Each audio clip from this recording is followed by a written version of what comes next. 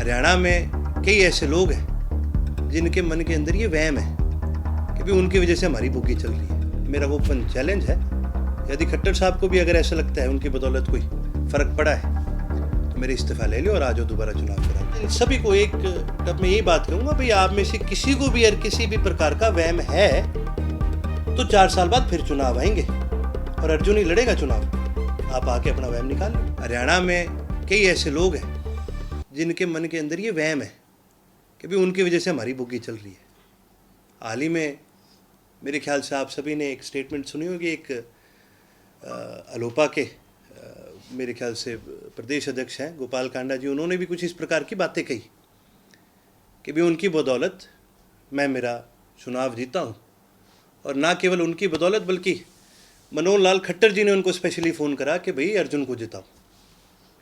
तो मैं तो आपके माध्यम से सबसे पहले इस पर खट्टर साहब से स्पष्टीकरण चाहता हूँ, भाई आपने क्या ये वाकई ये बात कही कि नहीं कही, और कही तो मुझे भी पता है नहीं कही, लेकिन अगर इनके किसी के भी मन में किसी भी प्रकार का कोई वहम है तो मैं खुले मन से आपके माध्यम से इनको बोलता हूँ, मेरा वो ओपन चैलेंज है, यदि खट्टर साहब को भी अगर ऐसा लगता है उनकी बदौलत कोई फ़र्क पड़ा है तो मेरे इस्तीफ़ा ले लो और आ जाओ दोबारा चुनाव करा लो।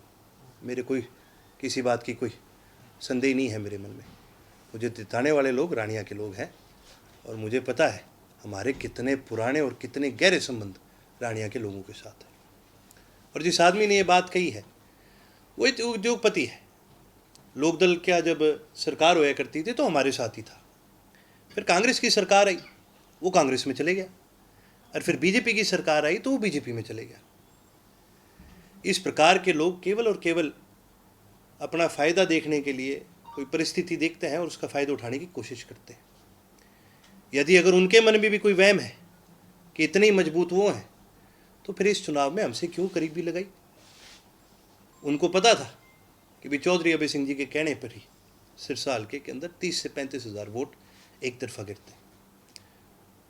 खुद का राजनीतिक लाभ लेने के लिए वो हमारे साथ लगा, हमारा तो नुकसान करा ही करा, पर उसमें खुद में भी इतना दम नहीं था कि वो अपनी सीट भी निकाल पाए। मेरी तो जिताना बहुत दूर की बात है।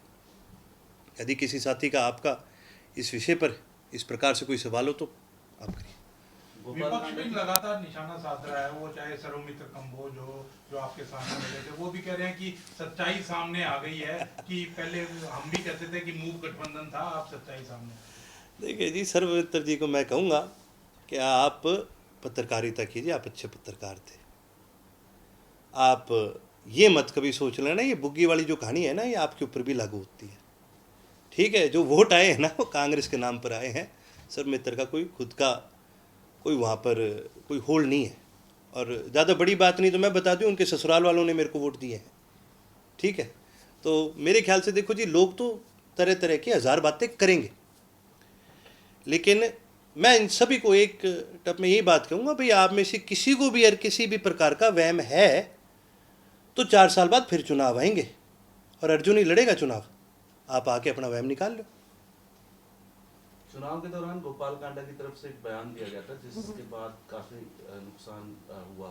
हालांकि उनकी तरफ से यह भी कहा गया, गोपाल कांडा की तरफ से उन्होंने स्पष्ट नहीं किया, उन्होंने कहा कि आप लोग जानते हैं कि इसकी वजह से नुकसान हुआ अभय चौटाला या गोपाल कांडा। तो कैसे देखते जो बयान इलेक्शन के टाइम उनकी तरफ से दिया गया था गठबंधन को लेकर? देखिए जी, जाहिर सी बात है गठबंधन को नुकसान हुआ क्योंकि लोग बीजेपी को वोट नहीं देना चाहते थे। और एक आपको भी मैं बड़ा किस्सा बताऊंगा। मेरी उनसे चर्चा हुई तो उन्होंने मेरे को बोला मैं आपके हलके में आना चाहता हूँ, मैं आपके लिए वोट मांगूंगा। तो मैंने साफ उनको मना कर दिया, मैं अंकल मेरे हलके में ना ही हो, आपको सिरसा कोई मदद चाहिए तो आप मेरे से मांग लेना। और आपने देखा होगा मेरे चुनाव के अंदर ना गोपाल जी ना उनके परिवार का कोई सदस्य मेरे साथ नहीं हुआ। हमसे जुड़े रहने के लिए हमारे YouTube चैनल को सब्सक्राइब करें और नई वीडियो की नोटिफिकेशन के लिए बेल आइकॉन को दबाएं। अगर आप ये वीडियो Facebook पर देख रहे हैं तो लाइक जरूर करें और ज्यादा से ज्यादा शेयर करें। धन्यवाद।